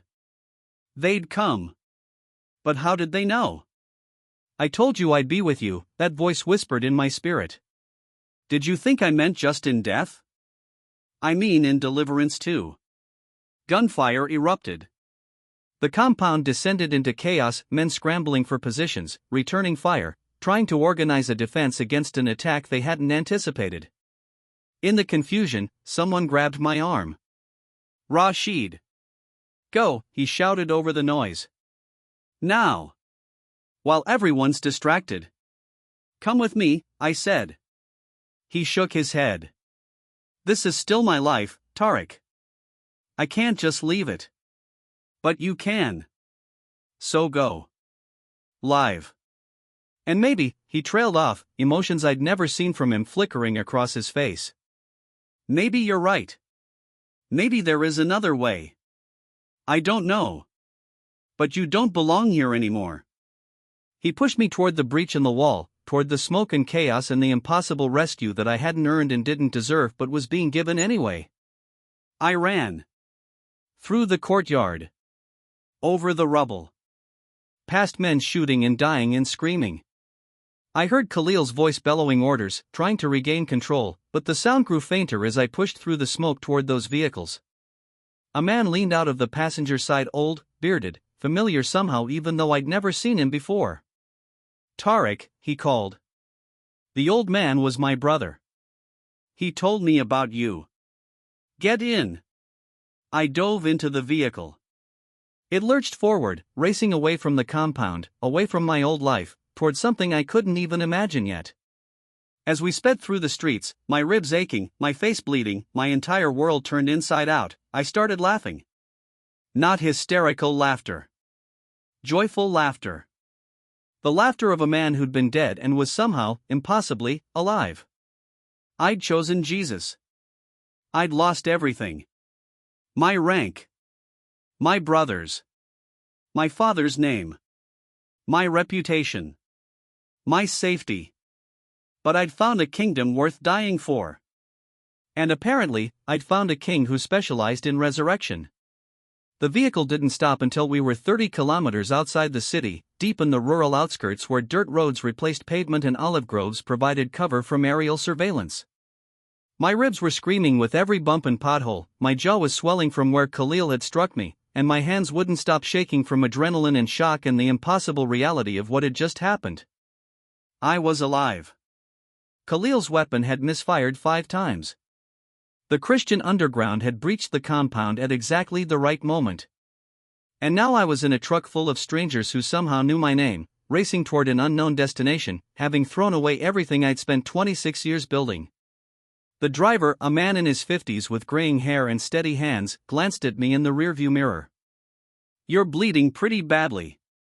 We'll get you patched up once we reach the safe house. Who are you people? I asked, my voice hoarse. How did you know where I was? How did you know to come? The passenger, the old man who'd called my name, turned in his seat to face me. His eyes were kind but carried the weight of someone who'd seen too much suffering. My name is Yusuf. The man your commander executed 3 days ago? Mikhail? He was my older brother. My stomach dropped. I'm sorry. I tried to. I know, Yusuf interrupted gently. Mikhail told me about you. After you let our group go in Homs, he started praying for you every day. Said he saw something in your eyes, conflict, searching, a crack in the armor. He believed Jesus was pursuing you. His eyes glistened. Even after they arrested him, even knowing what was coming, his last message to us was about you. He said, "Don't give up on Tariq. God isn't finished with him yet." I had to look away, blinking back tears. A man I'd threatened, whose brothers I'd endangered, had spent his final days praying for me. For my salvation. While I was still Khalil's weapon. When we heard about your detention, we knew something had shifted, Youssef continued. We have people inside the compound, sympathizers, information sources. They told us you'd been arrested for refusing to execute Mikhail, that Khalil was testing your loyalty with a mission against us. He smiled sadly. So we decided to test something ourselves. We prayed. Asked God if we should intervene. And we felt him say yes. That this morning, you'd need help. That you'd make a choice, and we needed to be ready. You risked your lives for me, I said, the weight of it crushing. You don't even know me. I could have been a trap. A plant. Khalil could have been using me to find you. Yes, Youssef agreed. We could have all died today. But Mikhail believed in you. And more importantly, Jesus believes in you. Who are we to argue with God? He reached back and squeezed my shoulder. Welcome to the family, brother. The real one. Where we die for each other instead of killing for each other. The safe house was actually a compound, several buildings arranged around a central courtyard, hidden in a valley between hills, invisible from the main roads. As we pulled in, I saw people emerging, men, women, children, elderly. Probably 40 or 50 in total. Some were cooking over open fires. Others were tending small gardens. Children played in the dirt, their laughter startling against the backdrop of everything I'd just left behind. This was the enemy Khalil wanted eliminated. These families. These farmers. These ordinary people whose only crime was gathering to worship a God who taught them to love their enemies. I'd been hunting people like this for 4 years. How many communities had I destroyed? How many families had I torn apart? The weight of it hit me like a physical blow, and I had to steady myself against the truck's doorframe. Youssef noticed. The guilt will try to drown you if you let it. Don't. Yes, you did terrible things. Yes, people suffered because of you. But that man, the one who did those things, he died today. When you refused Khalil's order, when you chose Jesus over survival, the old Tariq was crucified. You're a new creation now. The blood you spilled can't be unspilled, but it can be covered by Jesus' blood. Forgiven. Washed clean. He helped me out of the truck. Your job now isn't to drown in shame. It's to live differently. To use your skills, your training, your experience, all of it, for the kingdom you've joined instead of the one you left. A woman approached with medical supplies, bandages, antiseptic, clean water. She gestured for me to sit on a wooden bench near the courtyard's edge. As she cleaned the gash on my face and wrapped my ribs, I watched the community move around me. There was an ease here, a peace that I'd never seen in Khalil's compound. People smiled. Spoke gently to each other. Helped without being ordered. This was what the old man, Mikhail, had died protecting. This fragile ecosystem of love in a world dominated by violence. We can't stay here long, Youssef said, sitting beside me while the woman worked. Your escape will force Khalil to act. He can't let it stand, it makes him look weak, and weakness invites challenges. He'll come for us within 48 hours, maybe less. We need to evacuate. Get everyone across the border to Jordan, where there's more safety. How many need to go? I asked. 53 people. 14 of them children under 10. 8 elderly who can't move quickly. He rubbed his face, exhaustion evident. We have 3 vehicles. Not enough. And the border crossing is watched. Khalil has informants at every checkpoint. If we try to move everyone together, we'll be caught.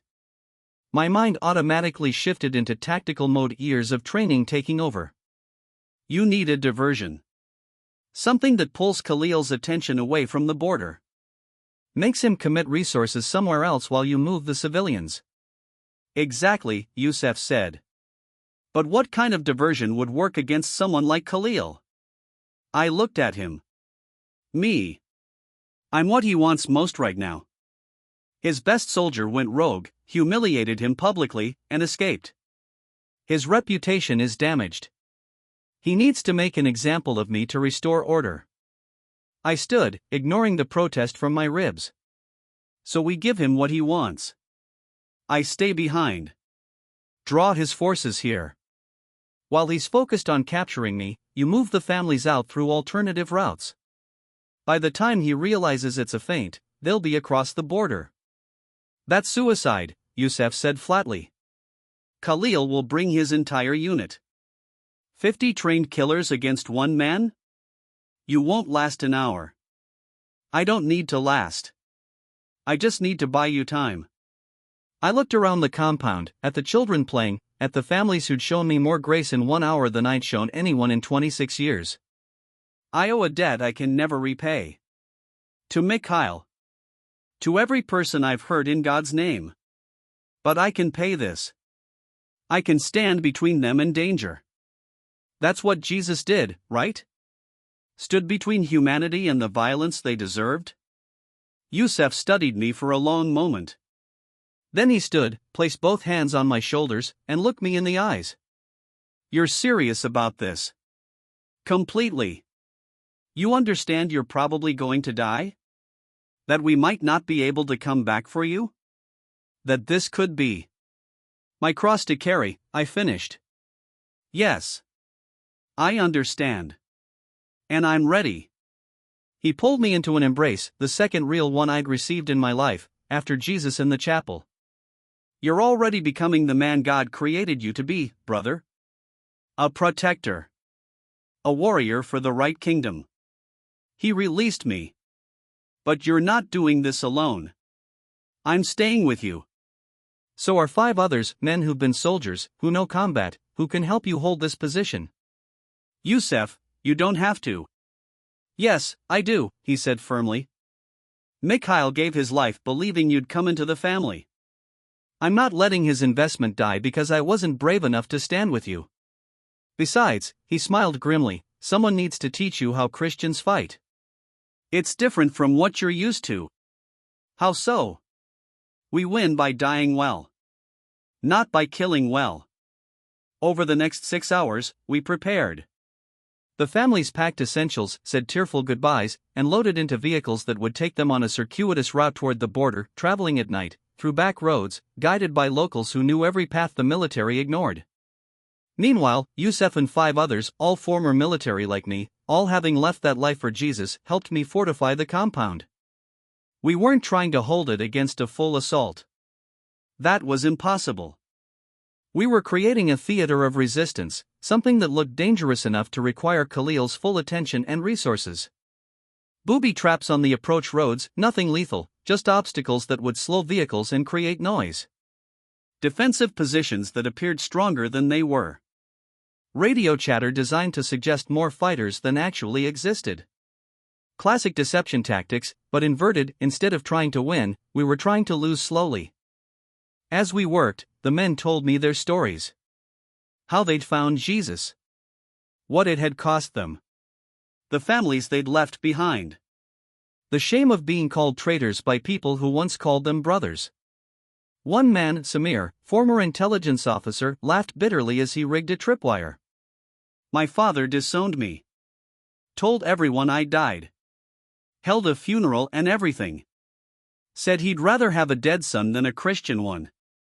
He looked at me. You understand that, don't you? The cost of this choice? My father will do the same, I said. If he hasn't already. I'm probably dead to him the moment Khalil reported my apostasy. Does it hurt? Samir asked. Like someone carved out my chest. But, I paused, trying to articulate something I was only beginning to understand. I spent my whole life trying to earn my father's approval. Trying to be the son he wanted. Strong enough, hard enough, ruthless enough. And it was never enough. There was always another test, another proving ground, another expectation I had to meet. I secured the tripwire to its anchor point. But Jesus? He doesn't ask me to earn anything. He just asks me to surrender. To trust. To be His. And somehow that's harder and easier at the same time. Exactly, Samir said. It's harder because we have to die to everything we used to be. Easier because we don't have to earn our place anymore. We already have it. Permanently. Secured by His blood, not our performance. By sunset, the families were gone. The compound felt empty without them, haunted by absence. The 8 of us, Yusef, Samir, and 5 others whose names I was still learning, gathered in the central courtyard as darkness fell. Yusef had pulled out a worn Bible, the pages marked with notes and highlights, evidence of years of study. We have maybe 8 hours before Khalil's forces arrive. Maybe less. Before we face them, I want to pray together. And I want to read you something. He opened to Ephesians chapter 6, verses 10 through 18, and read aloud in the fading light. Finally, be strong in the Lord and in His mighty power. Put on the full armor of God, so that you can take your stand against the devil's schemes. For our struggle is not against flesh and blood, but against the rulers, against the authorities, against the powers of this dark world, and against the spiritual forces of evil in the heavenly realms. Therefore put on the full armor of God, so that when the day of evil comes, you may be able to stand your ground, and after you have done everything, to stand. He closed the book. Tomorrow, when Khalil comes, he'll think he's fighting us. But he's not. He's fighting the kingdom we represent. The love that threatens his power. The truth that exposes his lies. The grace that makes his violence look like weakness. He looked at each of us. We might die tomorrow. Probably will. But death isn't defeat for us anymore. It's graduation. It's going home. It's finishing the race. He smiled. So we stand. We hold. We buy time for those families. And we show Khalil what real strength looks like, men who are willing to die for love instead of making others die for fear. We prayed then. All of us. Some prayers were eloquent, others were halting, stumbling over words still new to former soldiers unaccustomed to vulnerability. When it came to me, I didn't know what to say. So I just spoke from my heart. Jesus, I'm new at this. I don't know how to pray like these men do. I don't know the verses or the theology or the right words. But I know you met me in that chapel. I know you changed me. I know I'm yours now. My voice cracked. Tomorrow, I'll probably die. And I'm scared. Not of death, exactly, but of pain. Of failing these men. Of wasting the second chance you gave me. But Yusef said we win by dying well. So help me do that. Help me stand. Help me be brave. Help me show Khalil and anyone watching that there's power in sacrifice. Power in love. Power in surrendering everything for something bigger than survival. I paused. I was a warrior for the wrong kingdom. Make me a warrior for yours. Whatever that costs. Amen. Amen, the others echoed. We spent that night taking shifts on watch, 2 men up while the others rested. I couldn't sleep, so I volunteered for the entire night, walking the perimeter, checking our preparations, watching the road that wound up through the hills toward our position. Around 0300, Yusef joined me. Can't sleep either? Too much happening in my head, I admitted. 48 hours ago, I was Khalil's right hand. Now I'm here, about to die fighting against him. It doesn't feel real. Welcome to resurrection, Yusef said. Nothing about this life feels real until you're living it. Then the old life, the violence, the fear, the performance, that's what feels like a dream. A nightmare you finally woke up from. Yusef, I said hesitantly. Your brother. Mikhail. What were his last words? Before Khalil killed him? Yusef was quiet for a moment. He said, Jesus loves you, Khalil. He died for you too. It's not too late. Then Khalil shot him. He looked at me. Why do you ask? Because I need to understand how he did that. How he faced death and still offered forgiveness. Still spoke love to the man who was killing him. My hands clenched into fists. When Khalil had his gun to my head, I told him I forgave him. And I meant it. But I don't know how I meant it. It just came out. Like Jesus spoke through me. That's exactly what happened, Yusef said. That's what the Holy Spirit does, gives us words and courage and love that we don't naturally have. Mikhail didn't forgive Khalil because he was a better person than you or me. He forgave him because Jesus was living through him. Same as Jesus lived through you today. He put his hand on my shoulder. That's the secret, Tariq. It's not about being strong enough or good enough or brave enough. It's about being empty enough that Jesus can fill us and work through us.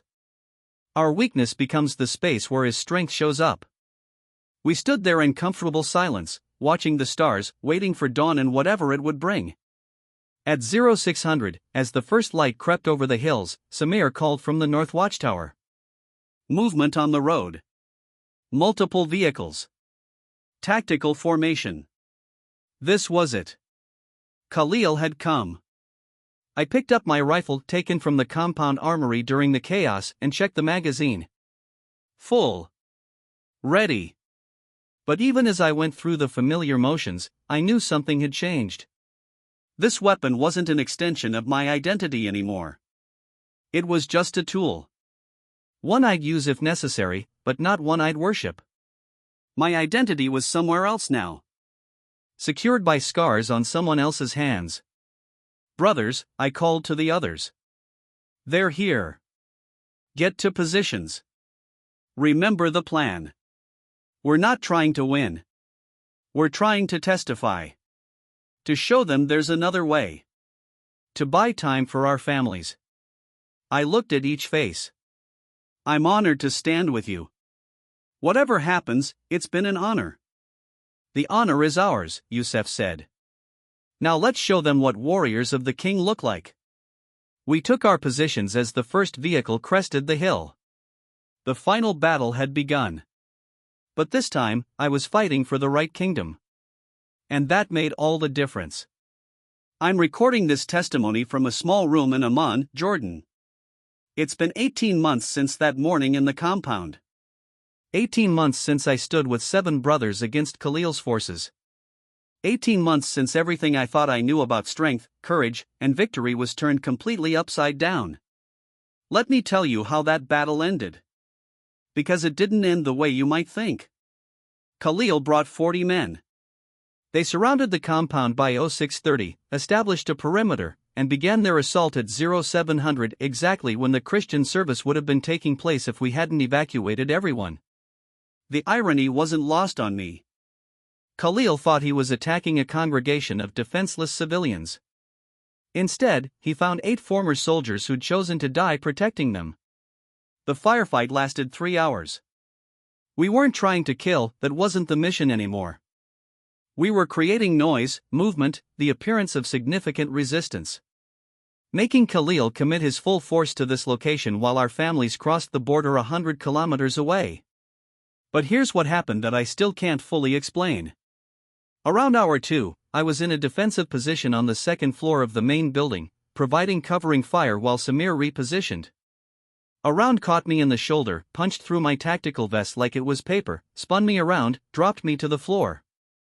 The pain was immediate and absolute, white-hot fire spreading through my chest and arm. I was done. Bleeding out. Vision starting to tunnel. And then I heard his voice. Not audible, I've learned to distinguish between what my ears hear and what my spirit hears. But it was Jesus, as clear as when he'd spoken in the chapel. Not yet, Tariq. You have more to do. I felt hands on me, Yusef, dragging me away from the window, applying pressure to the wound, praying in Arabic over me with an intensity that should have been comical in a firefight but somehow wasn't. The bleeding slowed. Not stopped, I'm not claiming some instant miraculous healing, but slowed enough that I didn't lose consciousness. Enough that I could stay in the fight. By hour 3, we'd lost 2 men.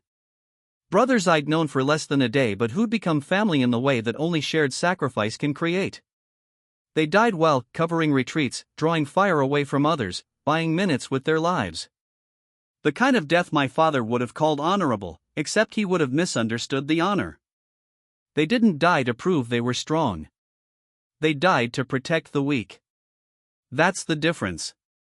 At 1,000 hours, Khalil's voice came over a loudspeaker.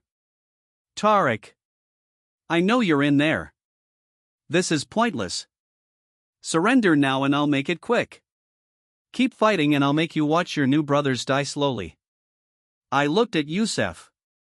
He was bleeding from a gash on his forehead, his ammunition was running low, and he looked absolutely exhausted. But when our eyes met, he smiled. Actually smiled. What do you think? He asked. Should we give him an answer? I think we already have, I said. He nodded. Then he did something that still gives me chills when I remember it. He started singing. Right there, in the middle of a firefight, with enemy forces surrounding us and death minutes away, Yusef started singing a worship song in Arabic. How great is our God, sing with me, how great is our God. One by one, the other brothers joined in. Voices cracked and hoarse from shouting and smoke, but singing. Declaring victory in the middle of what looked like certain defeat. And I joined them. Me, a man who'd spent his entire life believing emotion was weakness, who'd been trained to suppress everything human, I lifted my voice and sang about a God who loved me enough to die for me. Khalil's response was to order a full assault. They breached the walls. Poured into the compound. We fell back to the central building, then to the second floor, then to a single room where we made our final stand. 5 of us left now. Ammunition nearly gone. Wounded. Exhausted.